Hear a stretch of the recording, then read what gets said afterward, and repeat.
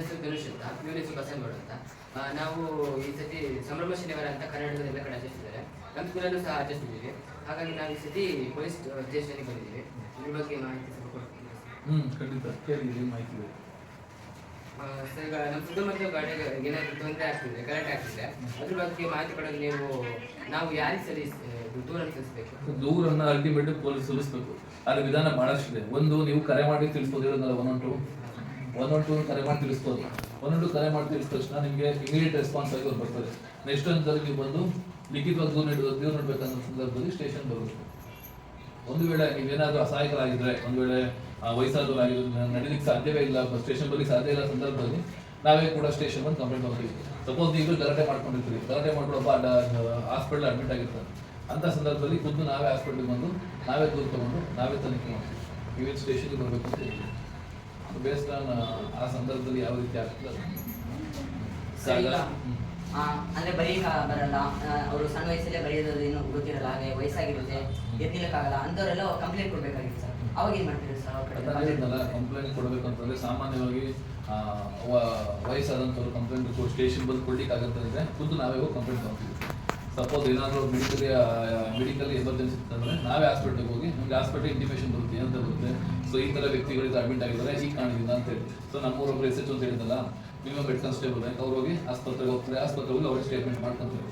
So ನೀವೇ ಬರಬೇಕು ಅಂತ ಏನಿಲ್ಲ, ನಾವೇ ಬಂದು ಬರ್ತೀವಿ. ಸೊ ಅಸಹಾಯಕರಾಗಿರ್ಬೋದು, ನಿರ್ಗತಿಕರಾಗಿರ್ಬೋದು ಮಾಡ್ತೀವಿ.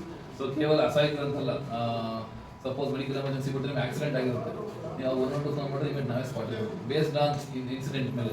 ಸಪೋಸ್ ಈಗ ಒಂದು ಸಣ್ಣ ಆಕ್ಸಿಡೆಂಟ್ ಆಗಿರುತ್ತೆ, ಆಗ ನಮ್ಮ ಹೈವೇ ಪೆಟ್ರೋಲಿಂಗ್ ಅವ್ರು ಬರ್ತಾರೆ, ನಾನು ಬರ್ತೀವಿ. ಸಪೋಸ್ ಮಾರಣಾಂತಿಕವಾಗಿ ಆಕ್ಸಿಡೆಂಟ್ ಆಗಿರುತ್ತೆ, ಆಗ ಏನು ಮಾಡ್ತಾರೆ, ಇನ್ಸ್ಪೆಕ್ಟರ್ ಕೂಡ ಬರ್ತಾರೆ. ಒಂದು ವೇಳೆ ಆಕ್ಸಿಡೆಂಟ್ ಡೆತ್ ಆಯಿತು ಅಂತ ಹೇಳಿದ್ರೆ ಇದು ಸಬ್ ಇನ್ಸ್ಪೆಕ್ಟರ್ DSP ಎಲ್ಲ ಸ್ಥಳಕ್ಕೆ ಭೇಟಿ ನೀಡಿ ಅದನ್ನು ಸ್ಥಳ ಪರಿಶೀಲನೆ ಮಾಡ್ತಾರೆ. ಆ ಸ್ಥಳ ಪರಿಶೀಲನೆ ಮಾಡೋ ಸಂದರ್ಭದಲ್ಲಿ ಏನಾದರೂ ರೋಡ್ ಏನಾದರೂ ಸಮಸ್ಯೆ ಇತ್ತು, ಅಥವಾ ಅಲ್ಲಿ ಏನಾದರೂ ರೋಡ್ ಸೈನ್ ಬೋರ್ಡ್ಗಳು ಇಲ್ಲ ಅಂತ ಹೇಳಿದ್ರೆ ಅದನ್ನು ನಾವು ಸರಿ ಮಾಡಿಸ್ತೀವಿ.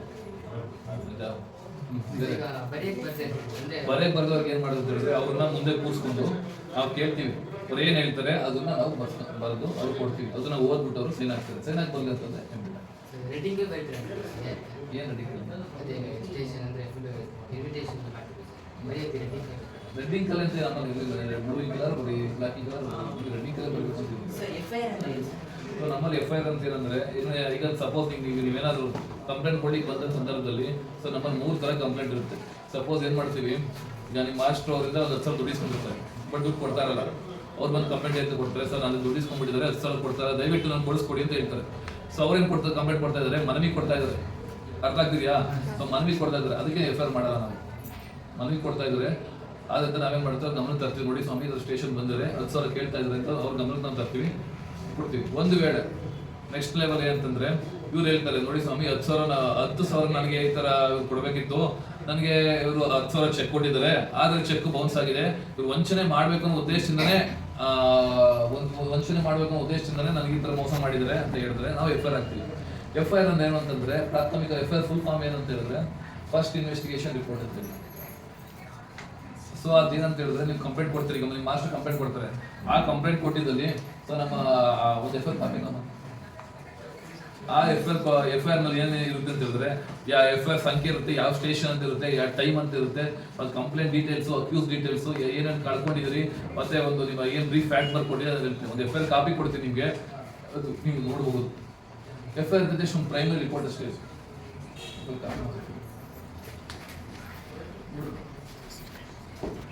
ಯಾವ ಡಿಸ್ಟ್ರಿಕ್ಟ್ ಅಲ್ಲಿ, ಯಾವ ತಾಲೂಕಲ್ಲಿದೆ, ಕ್ರೈಮ್ ನಂಬರ್ ಏನು, ಹಲೋ ನಾನು ಠಾಣಾ ರೌಂಡ್ಸ್ ಅಲ್ಲಿ ಇರಬೇಕಾದ್ರೆ ಸೊ ಈ ತರ ಒಂದು ಅಕ್ರಮವಾಗಿ ಬಳ್ತುಂಬ ಲಾರಿ ಬಂದಿರ್ತದೆ, ನಾನು ದೂರು ಕೊಡ್ತಾ ಇದ್ದೀನಿ. ನಾನೇ ಕಂಪ್ಲೇಂಟ್ ಇಲ್ಲಿ ನಾನೇ ಅದು ಕೊಡ್ತಾ ಇದ್ದೀನಿ, ಸ್ಟೇಷನ್ ದೂರು ಕೊಡ್ತಾ ಇದ್ದೀನಿ. ಸೊ ಅದು ದೂರು.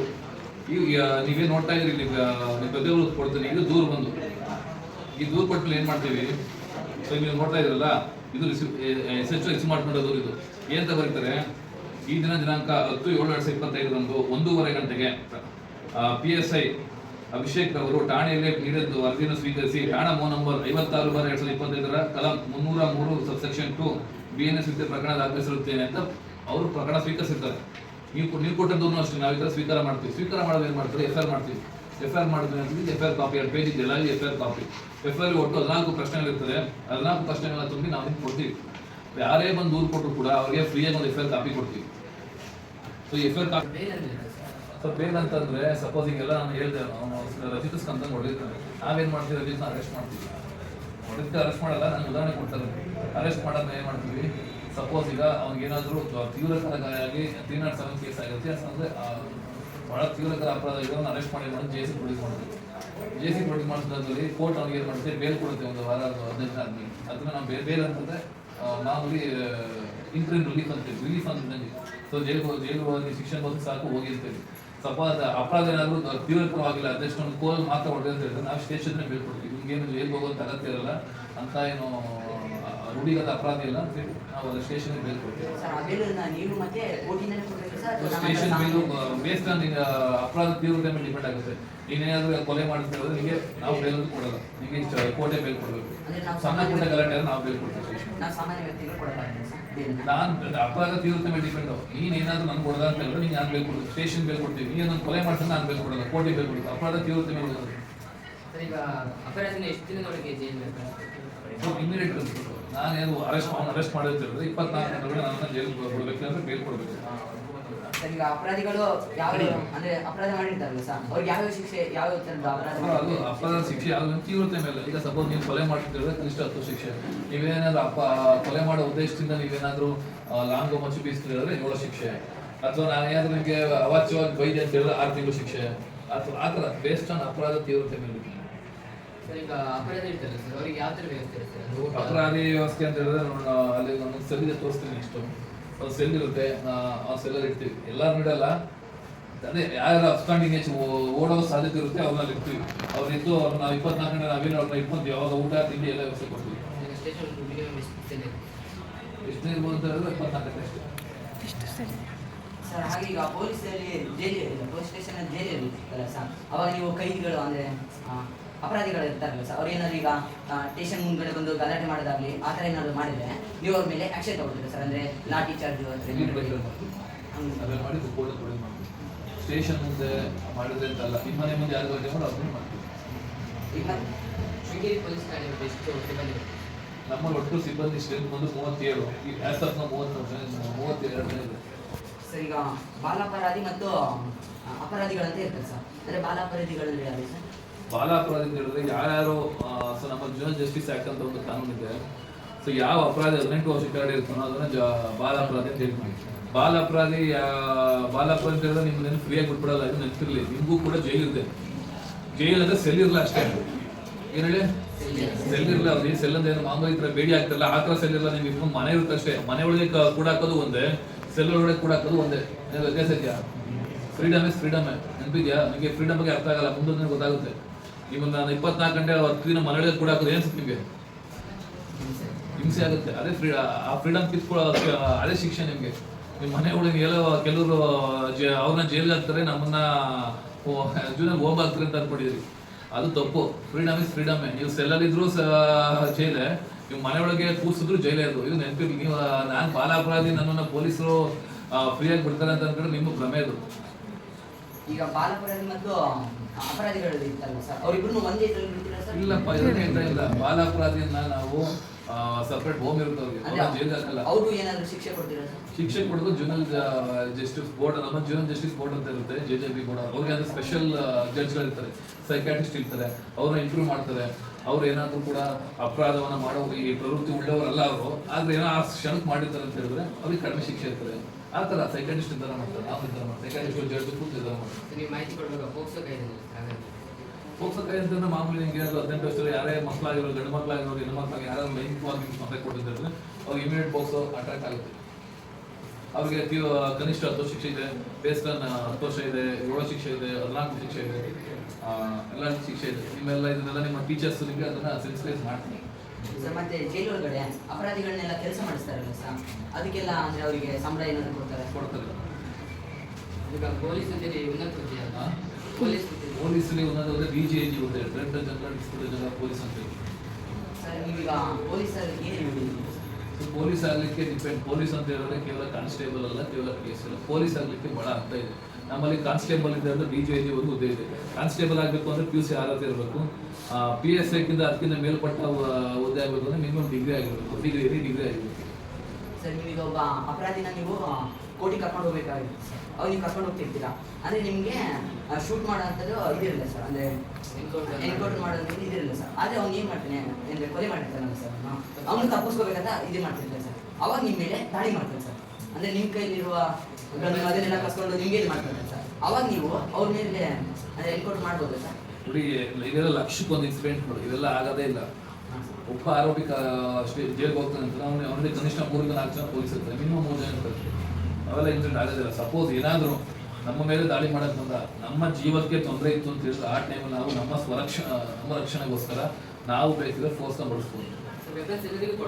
ಎಲ್ರಿಗೂ ಅಲ್ಲ, ಡಿಪೆಂಡ್ ಆನ್ ಕಾನ್ಸ್ಟೇಬಲ್ ಅವ್ರಿಗಂತ ವೆಪನ್ ಇರ್ತದೆ, ಅವ್ರಿಗೆ ರೈಫಲ್ ಇರ್ತದೆ, ಸೊ ನಮಗೆ ಪರ್ಸನಲ್ ವೆಪನ್ ಪಿಸ್ತೂಲ್ ಇರ್ತದೆ. ಆ ಥರ ಡಿಪೆಂಡ್ ಆನ್ ರ್ಯಾಂಕ್ ಇದೆ. ಸರ್ ಈಗ ನೀವು ಮತ್ತೆ ಇನ್ನೊಬ್ರು ಸರ್ ಇದ್ದೀರಾ ಅವಾಗ ನೀವು ನಿಮ್ಮ ಹತ್ರ ಇರೋ ಪಿಸ್ತೂಲ್ ಮತ್ತು ಸರ್ ಪಿಸ್ತೂಲ್ ಇರ್ತದೆ ಸರ್, ನೀವೀಗ ಒಬ್ಬರ ಮೇಲೆ ಎನ್ಕೌಂಟರ್ ಮಾಡ್ತೀರಾ ಸರ್. ಅದರಲ್ಲಿ ಈಗ ನಿಮ್ಮಿಬ್ರು ಬುಲೆಟಲ್ಲಿ ಯಾರು ಬುಲೆಟ್ ಬಿದ್ದಿದೆ ಅಂತ ಗೊತ್ತಿಲ್ಲ ಸರ್. ಎಲ್ಲವೂ ಕೂಡ ಫೊರೆನ್ಸಿಕ್ ಸೈನ್ಸ್ ಇರುತ್ತೆ. ಈ ಪ್ರತಿಯೊಂದು ಈಗ ನಿನ್ನ ಕೈ ಬೆರಳು ಏನಿದೆ, ಕೈ ಬೆರಳು ಪ್ರತಿಯೊಬ್ಬರು ಯುನಿಕ್, ನಿನ್ನ ಅವ್ನು ಚೇಂಜ್ ಮಾಡೋಕ್ಕಾಗಲ್ಲ. ನಾನು ಏನಾದರೂ ನನ್ನ ಗನ್ನಲ್ಲಿ ಶೂಟ್ ಆಗುತ್ತೆ ಹೊಡೆದ್ರೆ ಅಲ್ಲಿರೋ ಬುಲೆಟ್ ನಮ್ಮಲ್ಲಿರೋ ರೌಂಡ್ಸ್ಗೂ ಅಲ್ಲಿರೋ ಇದು ಗೊತ್ತಾಗುತ್ತೆ. ಫೊರೆನ್ಸಿಕ್ ಸೈನ್ಸ್ ಭಾಳ ಸುಲಭ. ನಿಮ್ಮ ಬುಲೆಟಲ್ಲಿ ಅಂದರೆ ಬುಲೆಟ್ ಕೊಡುವಾಗ ನೀವು ಏನು ಮಾಡಿ ಸರ್? ಪ್ರತಿಯೊಂದು ನಂಬರ್ ಕೊಟ್ಟೆ ಕೊಡೋದಲ್ಲ, ನಮ್ಮಲ್ಲಿ ಪ್ರತಿಯೊಂದಕ್ಕೂ ನಮ್ಗೆ ಸಪೋಸ್ ಗನ್ ನೀವು ನಿಮ್ಮ ಭಾಷೆಗೆ ನನಗೆ ಗನ್ ಅಂತ ಹೇಳ್ತೀರಿ, ಅದಕ್ಕೆ ಅಂತ ಯುನಿಕ್ ಬುಲೆಟ್ ಇರುತ್ತೆ, ಪ್ರತಿಯೊಂದು ಬುಲೆಟ್ಗೂ ನಂಬರ್ ಇರ್ತದೆ, ಪ್ರತಿಯೊಂದು ಗನ್ ಇರುತ್ತೆ. ಸೊ ಯಾವುದಕ್ಕೆ ಮಾಡಿ ಅಂತ ಹೇಳಿ ನನಗೆ ಸುಲಭ ಗೊತ್ತಾಗುತ್ತೆ.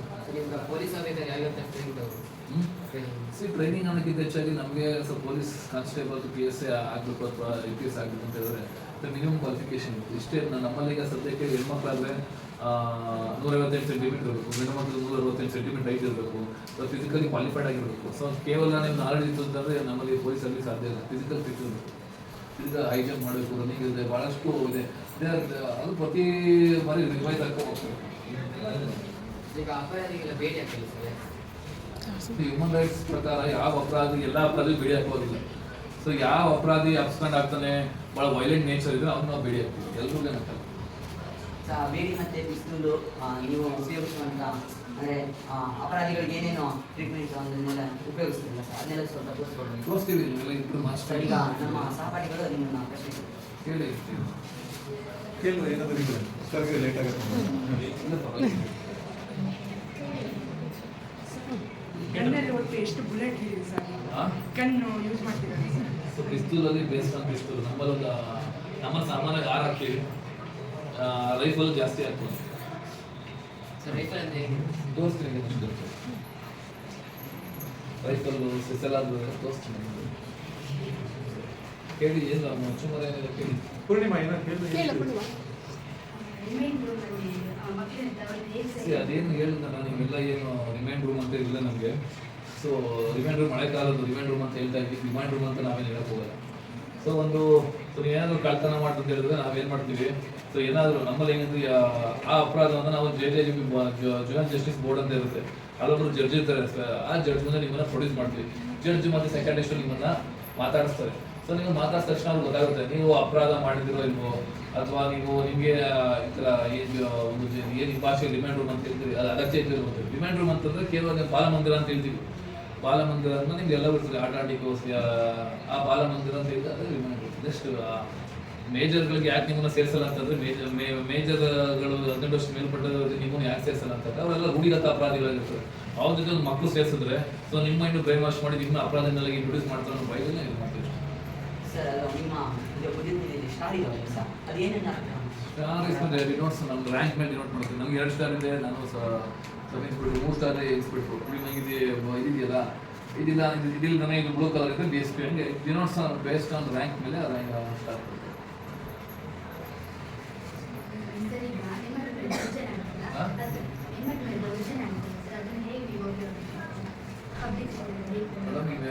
ಹೆಣ್ಮಕ್ಳ ಮೇಲೆ ದೌರ್ಜನ್ಯ ಆಗಿದ್ರೆ ಅದು ಅರ್ಥ ಆಗಿಲ್ಲ ನಮಗೆ. ಯಾವುದು ದೌರ್ಜನ್ಯ ಅಂದ್ರೆ ಯಾವ ಥರ ಬಡ್ದಿರೋದಾ ದೌರ್ಜನ್ಯ ಅತ್ಯಾಚಾರ ಮಾಡಿದ್ರೆ ಮೆಡಿಕಲ್ ರಿಪೋರ್ಟ್ ಏನು ಗೊತ್ತಾಗುತ್ತೆ.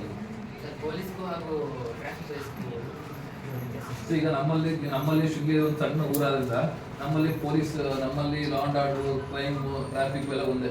ಸೊ ಕೆಲವು ಸ್ಟೇಷನ್ ಏನಾಗುತ್ತೆ ಅಂತ ಹೇಳಿದ್ರೆ ಟ್ರಾಫಿಕ್ ಸ್ಟೇಷನ್ ಸಪ್ರೇಟ್ ಇರುತ್ತೆ. ಬೆಂಗಳೂರು ಅಂತ ಸಿಟಿ, ಮೈಸೂರು ಸಿಟಿ, ಅಲ್ಲೇ ನಾವು ಟ್ರಾಫಿಕ್ ಸಪ್ರೇಟ್ ಸ್ಟೇಷನ್ ಇರುತ್ತೆ ಅವರು ಸಪ್ರೇಟ್ ಆಕ್ಸಿಡೆಂಟ್ ಕೇಸ್ ತನಿಖೆ ಮಾಡ್ತಾರೆ ಮತ್ತೆ VIP ಮೂವ್ಮೆಂಟ್ ಆಗಿರ್ಬೋದು ಟ್ರಾಫಿಕ್ ಅವ್ರು ಮೇಂಟೈನ್ ಮಾಡ್ತಾರೆ. ನಮ್ಮಲ್ಲೆಲ್ಲರೂ ನಾವೇ ಇರ್ಬೋದು, ಯಾಕಂದ್ರೆ ಸಣ್ಣ ಊರಲ್ಲ ಟ್ರಾಫಿಕ್ ಸ್ಟೇಷನ್ ಅಗತ್ಯ ಇಲ್ಲ ಟ್ರಾಫಿಕ್ ಪೊಲೀಸ್.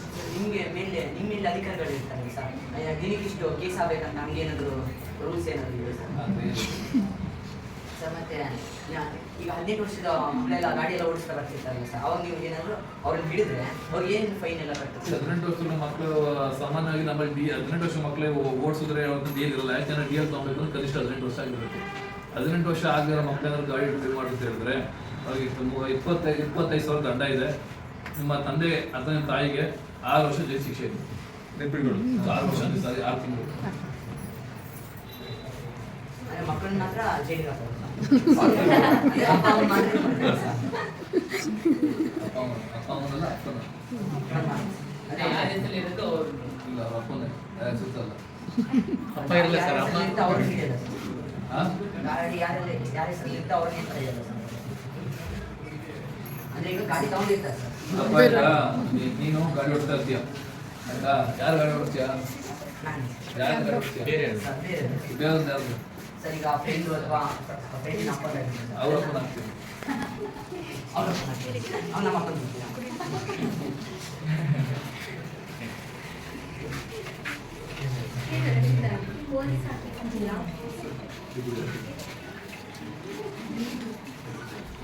ಪೊಲೀಸ್ ಆಗ್ಬೇಕು ಅಂತ ಹೇಳಿದ್ರೆ ನಮ್ಮ ಡಿಗ್ರಿ ಆಗಿರ್ಬೇಕು ಅಥವಾ ಸ್ಪೆಷಲ್ ಎಕ್ಸಾಮ್ ಇರುತ್ತೆ ಬರೀಬೇಕು.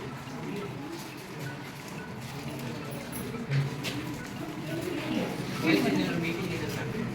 ಪ್ರತಿದಿನ ಮೀಟಿಂಗ್ ಮಾಡ್ತಾ ಒಂದು ಮೀಟಿಂಗ್ ಇದು ಮೀಟಿಂಗ್ ಇಲ್ಲ, ಪ್ರತಿದಿನ ಮೀಟಿಂಗ್ ಮಾಡ್ತಾನೆ ಇರ್ತೇವೆ. ತೊಂದರೆ ಇಲ್ಲ, ನಿಮ್ಗೆ ಏನು ಅನ್ಸುತ್ತೆ ಅದಕ್ಕೆ.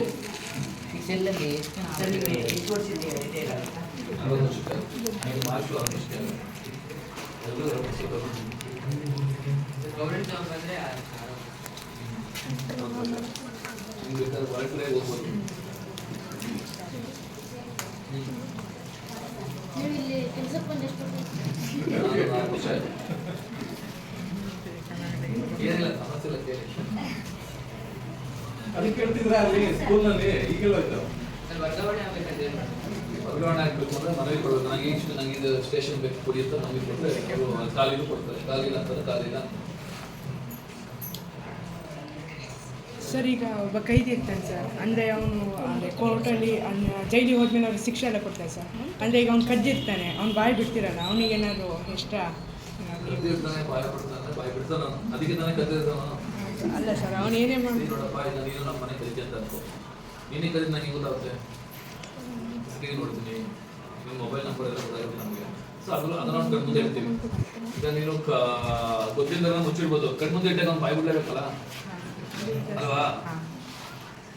ಈಗ ನೀನು ಒಂದು ಪೆನ್ಸಿಲ್ ಬಾಕ್ಸ್ ಕಲಿತೀಯ, ಗೊತ್ತಿಲ್ಲ ಅಂತ 10 ವರ್ಷ ಅಂತೀಯ. ನಿಮ್ಮ ಮಾಸ್ಟರ್ ಕ್ಯಾಮ್ರಾ ತಂದು ನಿನ್ನ ಮುಂದೆ ಇಟ್ಟರೆ ನೋಡಪ್ಪ ಇಲ್ಲಿ ಕಲಿದಿ ಅಂತ ನೀವು ಒಪ್ಕೊಳ್ಳೇಬೇಕಲ್ಲ. ಅಥವಾ ಪಕ್ಕದ ಹುಚ್ಚ ನೋಡಿದ್ರೆ ಕದ್ದೆ ಅಂತ ನೀನು ಒಪ್ಕೊಳ್ಳೇಬೇಕಲ್ಲ.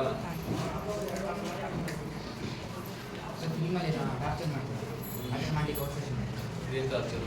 ಅಂದರೆ ಪೊಲೀಸರು ಏನು ಟಾರ್ಚರ್ ಮಾಡ್ತಾರೆ? ಏನು ಥರ ಮಾಡ್ತಾರೆ?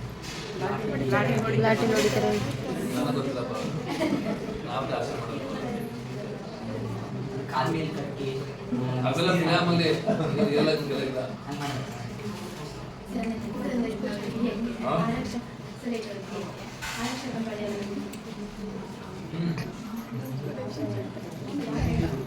ಹೇಳಿ ಮುಂದೆ ನಾವೇ ಹಿಡಿಬೇಕಲ್ಲ ಏನಾದ್ರು ಹೇಳ್ತಾರೆ. ನಮ್ಮಲ್ಲಿ ಪೊಲೀಸರು ಬಹಳಷ್ಟು ಪೋಸ್ಟ್ ಆಂಟಿನೇಷನಲ್ ಫೋರ್ಸ್ ಇದೆ, ಆಂಟಿನೇಷನಲ್ ಸ್ಕ್ವಾಡ್ಗಳಿದೆ, NIA ಇದೆ. ಸೊ ಬಹಳಷ್ಟು ವಿಂಗ್ಗಳಿದೆ ನಮ್ಮಲ್ಲಿ. ಸೊ ನಮ್ಮದು ಮುಖ್ಯವಾಗಿ ಕಾನೂನು ವ್ಯವಸ್ಥೆ ಮೇಂಟೈನ್ ಮಾಡೋದು. ನಕ್ಸಲ್ ಒಂದ್ ವೇಳೆ ಕಂಡು ಅಂತ ಹೇಳಿದ್ರೆ ನಮಗೆ ಮೊದಲು ಫೋನ್ ಮಾಡೋದು ನಮಗೆ. ಸೊ ಇಮಿಡಿಯೇಟ್ ಒಂದ್ ವೇಳೆ ಅಲ್ಲಿ ಏನಾದ್ರು ನಮ್ಮ ಆಂಟಿನೇಷನಲ್ ಫೋರ್ಸ್ ಅಂತಂದ್ರೆ ಅವ್ರು ಹೋಗ್ತಾರೆ, ಇಲ್ಲ ಅಂತಂದ್ರೆ ನಾವು ಹೋಗ್ತೀವಿ. ನಮ್ಮಲ್ಲಿ ನೀವು ಕೇಳ್ಬೋದು, ನಿಮ್ಮ ಹತ್ರ ಅಷ್ಟು ವೆಪನ್ಸ್ ಇದೆಯಾ ಅಂತ. ಹೌದು, ನಮ್ಮ ಹತ್ರ ವೆಪನ್ಸ್ ಇದೆ. ಮೇಲ್ಗಡೆ ತೋರಿಸ್ತೀವಿ ವೆಪನ್ ರೂಮಲ್ಲಿ, ಗೊತ್ತಾಗುತ್ತೆ.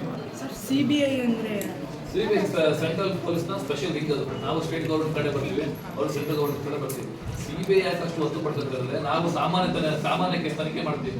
ಸಪೋಸ್ CBI ಅಂದ್ರೆ central bureau of investigation. Suppose ಏನಾದ್ರು ಕ್ರೈಮ್ ಒಂದ್ ವೇಳೆ ಫೈನಾನ್ಷಿಯಲ್ ಕ್ರೈಮ್ ಏನಾದ್ರು 2-3 ಸ್ಟೇಟ್ ವಿಸ್ತಾರ ಆಗಿದ್ರೆ ಅದನ್ನ ಸ್ಟೇಟ್ ಪೊಲೀಸ್ ತನಿಖೆ ಮಾಡೋದು ಬಹಳ ಕಷ್ಟ ಇರುತ್ತೆ.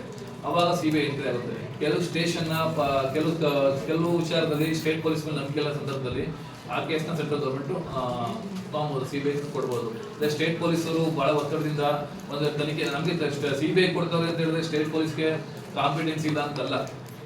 ಇಟ್ಸ್ ಅಬೌಟ್ ಅದು CBI ಸೆಂಟ್ರಲ್ ಪೊಲೀಸ್ ಆದ್ರಿಂದ so all India level institution ಇರ್ತದೆ, ಅವ್ರಿಗೆ ತನಿಖೆ ಮಾಡೋದು ಸುಲಭ ಆಗ್ತದೆ ಅನ್ನೋ ಒಂದೇ ಒಂದು ಕಾರಣನೇ ಹೊರತು ಬೇರೆ ಯಾಕೆ ಕೊಡೋಣ. CBI ಎಲ್ಲ ಟೂಲ್ಗಳು ಕೂಡ ನಮ್ಮ ಹತ್ರ, ಎಲ್ಲ ಟೂಲ್ ನಮ್ಮ ಹತ್ರ ಇದೆ.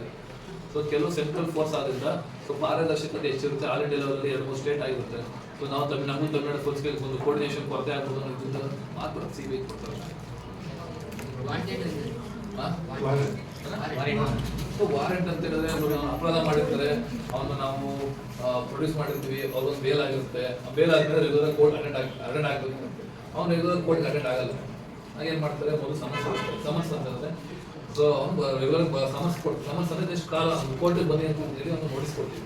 ಸಮನ್ಸ್ ಆದ್ರೂ ಕೂಡ ಅಟೆಂಡ್ ಆಗಿರ್ತಾರೆ, ವಾರೆಂಟ್ ಮಾಡ್ತೀವಿ. ವಾರೆಂಟ್ ಅಂತಂದ್ರೆ ಅವನನ್ನ ಸೀದ ನೋಡಿ ಜಡ್ಜ್ ಮುಂದೆ ನಾವು ಪ್ರೊಡ್ಯೂಸ್ ಮಾಡ್ತೀವಿ. ಜಡ್ಜ್ ತರ ಮಾಡ್ತಾನೆ, ಇವನು ಹುಡುಗದ ಅಪರಾಧ ಆಗಿದ್ರೆ ಅವನ ಜೈಲ್ ಆಗ್ತದೆ. ಅಪರಾಧ ಆಗಿದ್ರೆ ನೀನು ಒಂದು ಬೇಲ್ ಕೊಟ್ಟು ಕೊಡ್ತಾರೆ. ಅವರು ಜಡ್ಜೆ, ನಮ್ಮಿಂದ ಏನಿಲ್ಲ, ಎಲ್ಲ ಜಡ್ಜೆ ಮಾಡೋದು. ಡಿಪೆಂಡ್ ಅಂತೀವಿ ಆದ್ರೆ ನೆನ್ನೆ ನಾವು ಒಂದು 10 ಕೆಲಸ ಮಾಡಿದ್ವಿ, ಇವತ್ತೊಂದು ಜಾಸ್ತಿ ಕೆಲಸ 12 ಮಾಡ್ಬೋದು. ಡಿಪೆಂಡ್ ಅದ್ರ ಮೇಲೆ ಡಿಪೆಂಡ್. ವೀಕೆಂಡಲ್ಲಿ ಕೆಲಸ ಜಾಸ್ತಿ ಇರುತ್ತೆ, ವೀಕ್ ಡೇಸಲ್ಲಿ ಸ್ವಲ್ಪ ಕಮ್ಮಿ ಇರುತ್ತೆ. ಅದೇ ನೀವು ಬೆಂಗಳೂರಿಗೆ ಹೋಗಿದ್ರಿ ಅಂತಂದ್ರೆ ನಿಮ್ಮ ಸ್ವಲ್ಪ ಕೆಲಸ ಜಾಸ್ತಿ ಇರುತ್ತೆ. ಅದೇ ನಿಮ್ಮ ಧರ್ಮಸ್ಥಳ ಹೋದ್ರೆ ನಿಮ್ಗೆ ವೀಕೆಂಡಲ್ಲಿ ಕೆಲಸ ಜಾಸ್ತಿ ಇರುತ್ತೆ. ಆ ಸಂದರ್ಭ ಡಿಪೆಂಡ್. ಸೊ ಮಿನಿಮಮ್ ಅಂತೂ 8 ರಿಂದ 10 ಡ್ಯೂಟಿ ಮಾಡೇ ಮಾಡ್ತೀವಿ. ಸರ್ ಈಗ ಅವ್ರನ್ನ ಜೈಲಿಗೆ ಹಾಕ್ತಿರಲ್ಲ ಸರ್, ಈಗ ಚಿಕ್ಕಮಂಗ್ಳೂರು ಹತ್ರ ಯಾವುದಿದೆ ಸರ್? ಡಿಪೆಂಡ್ ಅಪರಾಧದ ಮೇಲೆ. ದೊಡ್ಡ ಜೈಲಲ್ಲಿ ಈಗ ತಪ್ಸ್ಕೊಂಡು ಹೋಗುವಂತ ತಪ್ಪಿಸ್ಕೊಂಡು ಹೋಗಿ ಸಾಧ್ಯವೇ ಇಲ್ಲ. ನೀವು ಜೈಲಿನ ಒಳಗೆ ನೀವು ಪೊಲೀಸ್ ಸ್ಟೇಷನ್ ಮಾತ್ರ ನೋಡಿದ್ರಿ, ಪೊಲೀಸ್ ಸ್ಟೇಷನ್ ಕಾಂಪೌಂಡ್ ನೋಡಿ, ಇಲ್ಲೇ ಎಷ್ಟು ಉದ್ದ ಇದೆ ಅಂದ್ರೆ ಜೈಲ್ ಕಾಂಪೌಂಡ್ ಎಷ್ಟು ಉದ್ದ ಇರುತ್ತೆ. ಅದು ಅಷ್ಟು ಸುಲಭ ಇಲ್ಲ. ಅದಕ್ಕೆ ಅಂತ ಜೈಲ್ ವಾರ್ಡನ್ ಇರ್ತಾರೆ, ಸಿಬ್ಬಂದಿಗಳು ಇರ್ತಾರೆ, ನಿಮ್ಮ ಕಾಯ್ಲಿಕ್ಕೆ ಅಂತಾನೆ. ಅಷ್ಟು ಸುಲಭ ಇಲ್ಲ. ಗೌರ್ಮೆಂಟ್ ಕಾಲ್ ಮಾಡ್ತೀವಿ ಫಸ್ಟ್ ಸ್ಟಾರ್ಟಿಂಗ್ ಒಂದೊಂದು ಫಸ್ಟು ಬೆಂಗಳೂರು ಕಂಟ್ರೋಲ್ಗೆ ಹೋಗುತ್ತೆ. ಬೆಂಗಳೂರು ಕಂಟ್ರೋಲಿಂದ ಚಿಕ್ಕಮಗಳೂರು ಕಂಟ್ರೋಲ್ ಬರುತ್ತೆ. ಆಮೇಲೆ ನಮಗೆ ಚಿಕ್ಕಮಗಳೂರು ವೆಹಿಕಲ್ ಬರುತ್ತೆ, ಅಟೆಂಡ್ ಮಾಡ್ಬೋದು. ಕೇಳಿ ನೀವು ಮತ್ತೆ ಜೀವನದಲ್ಲಿ ಬಂದ ಸ್ಕೀಮ್ ಬರೋದು ಮತ್ತೆ ಯಾರಿಗೆ ಬರೋಲ್ಲ. ನಾವ್ಯಾವುದು ನಿಮ್ಮ ಹತ್ರ ಹೋಗಿಲ್ಲ. ಸರ್ ಈಗ ಆ್ಯಕ್ಚುಲಿ ಸೈಬರ್ ತುಂಬ ಇದಾಗ್ತಾ ಇದೆ. ಒಂದು ಅಕೌಂಟಿಂದ ಒಬ್ಬರು ಟ್ರಾನ್ಸ್ಫರ್ ಮಾಡಿರ್ತಾರೆ ಅಮೌಂಟನ್ನು, ಆಮೇಲೆ ನನಗೆ ವಾಪಸ್ಸು ಹಾಕಿ ಅಂತ ಇದು ಮಾಡ್ತಾರೆ, ಕಾಲ್ ಮಾಡ್ತಾರೆ, ಬಟ್ ಯಾರೋ ಗೊತ್ತಿಲ್ಲ ಅನ್ನೋದು. ಈಗ ಅಂಥ ಕೇಸ್ ಬಂದಾಗ ಪೊಲೀಸ್ಗೆ ಅಂತ ಕೇಸ್ ಬಂದಾಗ ನೀವು 193 ಕಾಲ್ ಮಾಡಬೇಕು. 193 all India level phone number ಅದು. ಯಾಕೆ 193 number total automatic system. 193 phone ಮಾಡಿದ್ರೆ ಅವರು ಕಂಟ್ರೋಲ್ ರೂಮಿಂದ ಏನು ಮಾಡ್ತಾರೆ, ಲಾಗ್ ಮಾಡ್ತಾರೆ, ಇದರ ಫ್ರಾಡ್ ಆಗಿದೆ. ಸೊ ನಿಮ್ಮ ನೆಕ್ಸ್ಟ್ 3 to 4 ಲೇಯರ್ ಏನು ಮಾಡ್ತಾರೆ, ಸೊ ನೀವು ನಾನು ಫ್ರಾಡ್ ಮಾಡಿದ್ವಿ, ನನ್ನ ಅಕೌಂಟು, ನೆಕ್ಸ್ಟ್ ಅಕೌಂಟು, ಅವ್ರ ಅಕೌಂಟ್ ಎಲ್ಲವೂ ಕೂಡ ಲೀನ್ ಮಾಡ್ತಾರೆ. ಲೀನ್ ಅಂತ ಹೇಳಿದ್ರೆ ಎಷ್ಟು ಅಮೌಂಟ್ 50,000 ನಾವು ಫ್ರೀಸ್ ಮಾಡಲ್ಲ, ಲೀನ್ ಮಾಡ್ತಾರೆ. ಅದು ನಿಮ್ಮ ಅಮೌಂಟ್ ಎಷ್ಟು 50,000 ಕಳ್ಕೊಂಡ್ರೆ 50,000 ಲೀನ್ ಮಾಡ್ತಾ ಹೋಗ್ತಾರಲ್ಲ, 50,000 ಲಾಕ್ ಮಾಡ್ತಾರೆ. ಈಗ ಅವರು ಹಾಕಿರ್ತಾರೆ, ಆ್ಯಕ್ಚುಲಿ ಅವ್ರು ಮಿಸ್ ಹಾಕಿರ್ತಾರೆ, ನಮ್ಗೆ ಗೊತ್ತಿಲ್ಲ. ಮಿಸ್ ಆಗಿರ್ತಾರೆ ಅಂತ ಹೇಳಿದ್ರೆ ಅದನ್ನ ನೀವು ಪೊಲೀಸರು ಗಮನ ತರಬೇಕು. ಈ ಥರ ನಾನೇನು ಫ್ರಾಡ್ ಇಲ್ಲ, ನೀವೆಲ್ಲ ಇನ್ವೆಸ್ಟ್ಮೆಂಟ್ ಫ್ರಾಡ್ ಬಗ್ಗೆ ಹೇಳ್ತಾ ಇದ್ದಾರೆ. ಸೊ 200 ರೂಪಾಯಿ ಆಗ್ತಾರೆ, 1,000 ರೂಪಾಯಿ ಕೊಡ್ತಾರೆ, 1,000 ರೂಪಾಯಿ 10,000 ಕೊಡ್ತಾರೆ, ಆಮೇಲೆ 1,00,000 ಕೊಡಲ್ಲ. ಸೊ ನಿಮ್ಮ ಅಕೌಂಟ್ ಫ್ರೀಸ್ ಆಗುತ್ತೆ, ಇಮಿಡಿಯೇಟ್ ಪೊಲೀಸ್ ಗಮನ ತರಬೇಕು. ಈ ಥರ ಆಗಿದೆ ಸರ್, ಏನು ಮಾಡೋದು, ನಾವೊಂದು ನೋಟ್ ಮಾಡ್ಕೊಂಡಿರ್ತೀವಿ. ಸೊ ಅವಾಗ ಗೊತ್ತಾಗುತ್ತೆ ಏನು ಸಮಸ್ಯೆ ಇಲ್ಲ, ಅಂತ ಸಮಸ್ಯೆ ಇಲ್ಲ. ಬಟ್ ಏನಾದರೂ ಜಾಸ್ತಿ ಅಮೌಂಟ್ ರಿಸೀವ್ ಮಾಡ್ತಾ ಇದ್ರೆ